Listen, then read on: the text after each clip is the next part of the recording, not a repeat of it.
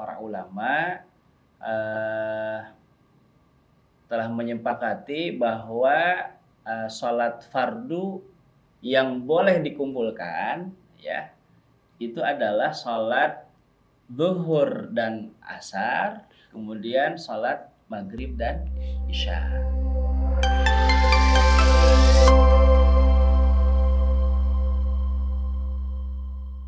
Bismillahirrahmanirrahim. Assalamualaikum warahmatullahi wabarakatuh. Waalaikumsalam warahmatullahi wabarakatuh. Sahabat Sultan Channel yang dirahmati oleh Allah Subhanahu wa taala, berjumpa lagi di sore ini. Mudah-mudahan kita senantiasa dalam keadaan sehat walafiat ya. Bersama saya sudah ada Kang Faris ini ya, Kang Faris. Kang Faris dari mana? Dari Bogor Karadenan. Oh, dari Bogor. Ya. Alhamdulillah. Gimana perjalanan ke sini, lancar? Alhamdulillah lancar. Masih puasa? Alhamdulillah. Alhamdulillah. Masih kuat ya puasanya ya? Insya Allah. Bentar lagi kan maghrib nih. Gimana nih Kang Faris? Ada pertanyaan apa lagi nih hari ini? Terkait ya sholat jamak dengan qashar itu. Iya. Bagaimana cara membedakan kedua itu, Ustaz? Oh iya. Jamak dan qashar. Jadi pertanyaannya terkait dengan jamak dan qashar ya. Jadi sholat jamak itu adalah mengumpulkan dua sholat fardu ya, mengumpulkan dua sholat fardu. Para ulama telah menyepakati bahwa sholat fardu yang boleh dikumpulkan ya itu adalah sholat zuhur dan asar, kemudian sholat maghrib dan isya ya. Jadi sholat itu yang boleh dikumpulkan ya. Kalau sholat subuh nggak bisa gitu ya, tidak bisa dikumpulkan. Begitupun halnya sholat asar dengan sholat maghrib ya. Jadi kalau kita mau menjama atau mengumpulkan dua sholat fardu ya, itu bisa dilakukan di sholat yang pertama atau yang disebut dengan jamak takdim ya, atau di sholat yang terakhir atau jamak takhir ya. Misalnya kita mau menggabungkan antara sholat zuhur dengan asar ya. Kalau kita tarik sholat asar itu ke zuhur berarti jamak takdim ya. Nah, kalau kita tarik sholat sholat zuhur itu ke sholat asar berarti jamak takhir. Nah, ini terkait dengan sholat jamak ya. Nah, apa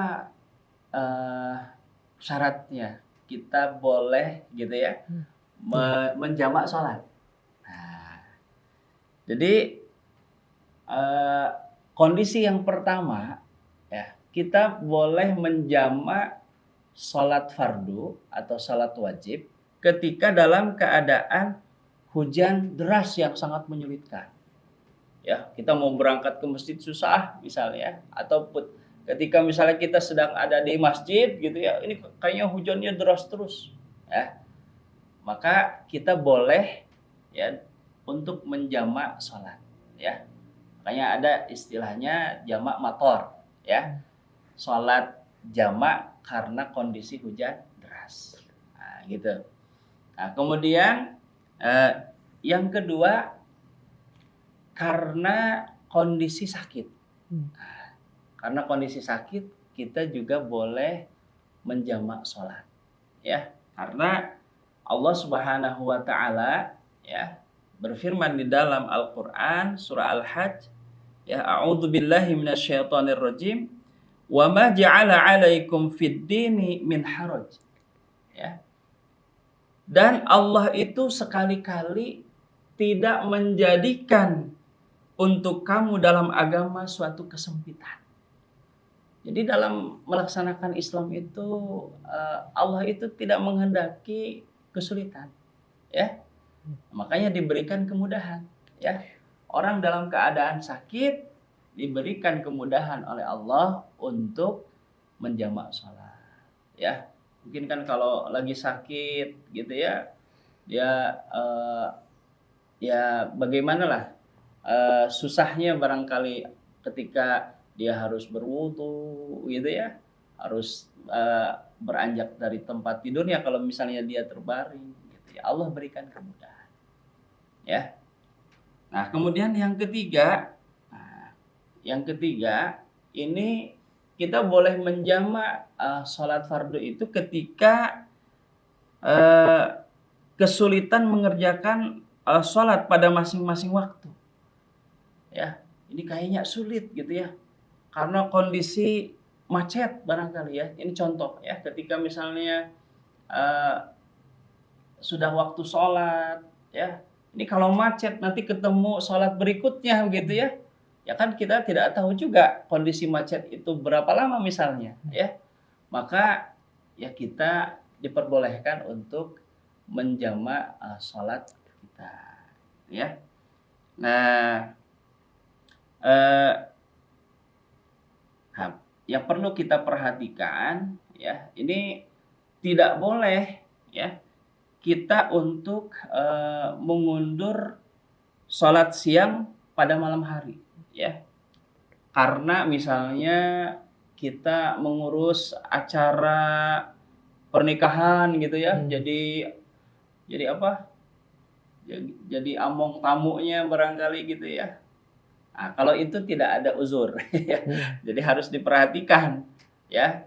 Jadi kondisi seperti itu bukan kondisi yang memang kita diperbolehkan untuk menjamak sholat, ya. Jadi ketika datang waktu sholat, maka sholatlah sesuai dengan waktunya, ya. Nah, kemudian Imam Ibnu Taimiyah rahimahullah juga berkata, ya, bahwa boleh menjamak sholat maghrib dan sholat isya, begitu pula sholat zuhur dan asar, ya, menurut kebanyakan ulama karena sebab safar atau sakit. Ya, jadi kalau safar atau sakit, ya, atau misalnya ada uzur yang lain, kita boleh untuk menjamak sholat, ya. Adapun melakukan sholat siang di malam hari, ya, seperti misalnya sholat asar dikerjakan di waktu maghrib atau menunda sholat malam di siang hari, ya, seperti sholat subuh dikerjakan tatkala matahari sudah meninggi, ya, maka kondisi seperti itu tidak boleh dilakukan meskipun dalam keadaan sakit ataupun musafir. Nah, ini menurut Imam Ibnu Taimiyah, ya. Jadi tidak boleh ya, karena alasan kesibukan yang lain pun begitu ya. Kemudian sholat asar dilaksanakannya pas maghrib gitu ya, atau begitupun sebaliknya, ataupun tadi sholat subuh gitu ya, ketika dilakukannya pada saat sudah kesiangan, nah ini tidak diperkenankan, ya, tidak diperkenankan. Nah, ini terkait dengan sholat jamak, ya, sholat mengumpulkan dua sholat fardu dalam satu waktu, ya, bisa di sholat yang pertama atau di sholat yang kedua. Gitu. Ini terkait dengan jamak, jelas ya? Nah, terkait dengan jamak. Nah, kemudian bagaimana terkait dengan qashar? Ya, ini qashar sholat, ya, yang artinya meringkas sholat, ya. Ini maksudnya apa meringkas sholat itu, ya, memendekkan sholat itu. Yang tadinya sholatnya 4 rakaat, ya, diringkas menjadi 2 rakaat, ya. Kalau yang 3 rakaat nggak bisa dikosor, ya. Kalau yang 2 rakaat nggak bisa, gitu ya. Karena subuh itu tidak bisa dijamak maupun dikosor, gitu ya. Itu yang harus kita ketahui. Nah, apa syaratnya kita boleh mengqashar salat? Nah, yang pertama ya, eh, kita berniat untuk melaksanakan safar, ya, untuk bepergian, ya, untuk bepergian. Nah, ini ulama Syafi'iyah, ya, ulama Syafi'iyah, Malikiyah dan Hanabilah, begitu ya, mensyaratkan safar yang boleh sholatnya itu dikosor, ya, dengan catatan safar yang bukan dalam rangka maksiat, gitu ya. Jadi bukan karena kita mau melakukan sesuatu yang diharamkan, gitu ya. Nah, maka kita boleh untuk mengqashar sholat. Ya, ini karena safar. Ya. Kemudian yang kedua, ya, kalau sudah mencapai jaraknya safar, ya. Nah, berapa jarak safar itu, ya? Di dalam kitab, ya, Minhajul Muslim ini, ya, bahwa sebetulnya Rasulullah Shallallahu Alaihi Wasallam, ya, tidak membatasi secara pasti tentang jarak yang ditempuh untuk disunahkannya mengqashar sholat, gitu ya. Nah, tetapi jumhur sahabat, ya, para tabi'in, para imam mazhab, ya, ketika mengkaji terkait dengan jarak tempuh perjalanan Rasulullah Sallallahu Alaihi Wasallam, ya, ini beliau mengqashar sholat, ya, sampai pada kesimpulan jaraknya itu kurang lebih 4 burud atau 48 mil, ya. Jadi 4 burud atau 48 mil, atau ya kira-kira, ya, tinggal dihitung, ya, kurang lebih sekitar 83 kilometer. Nah, ini, ya, jadi namun, ya, terkait dengan pembatasan jarak safar ini, ya, ketika kita mengqashar sholat, gitu ya, ini dilihat dari standar kebiasaan ataupun uruf, ya, kebiasaan masyarakat itu menganggap bahwa itu sudah dikatakan safar, ya, sudah dikatakan kita sedang melakukan bepergian, maka kita boleh untuk melaksanakan sholat dengan cara diqashar, ya. Nah, kemudian yang ketiga, ya, ini kalau sudah keluar dari rumah, ya, kemudian jadi dikatakan di sini, ya, sudah keluar dari bangunan terakhir dari negerinya, ya. Jadi qashar sholat itu baru bisa kita lakukan apabila kita keluar dari tempat tinggal kita, ya.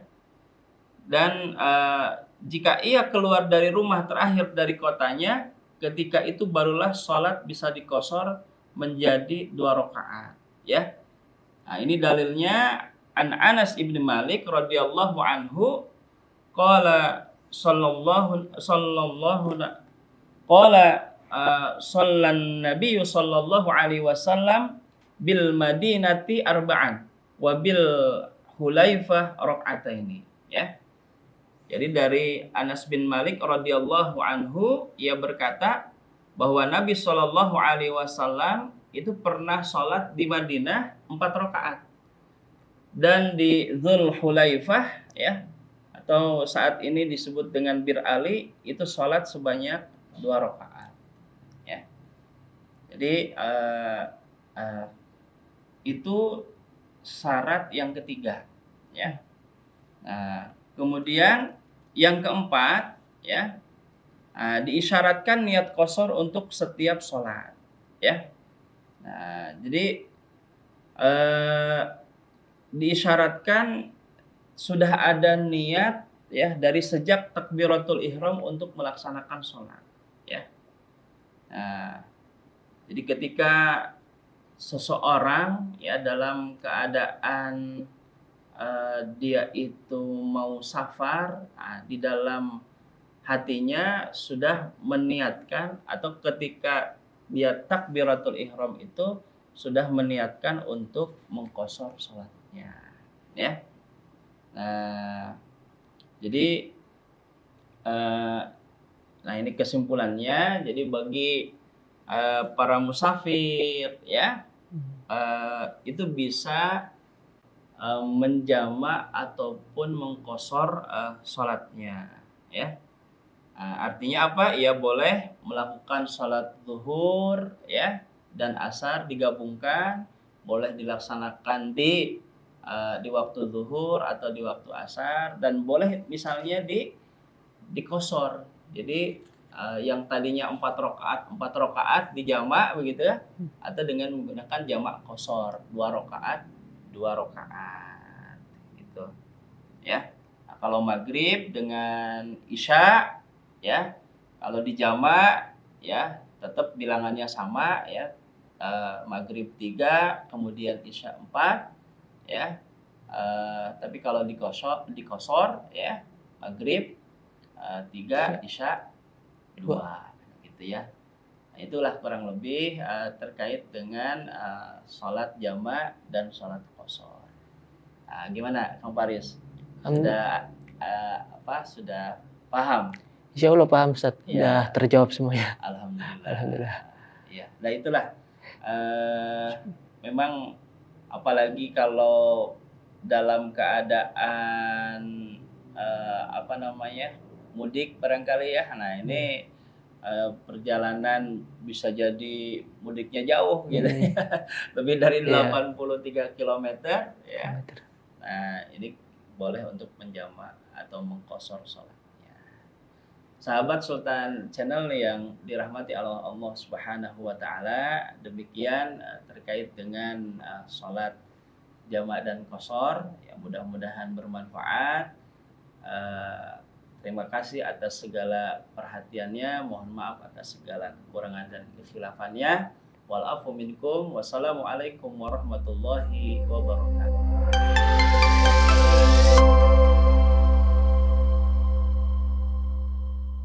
Terima kasih telah menyaksikan program Mendadak Ngaji di Sultan Channel. Semoga video ini dapat menambah ilmu keislaman sahabat Sultan.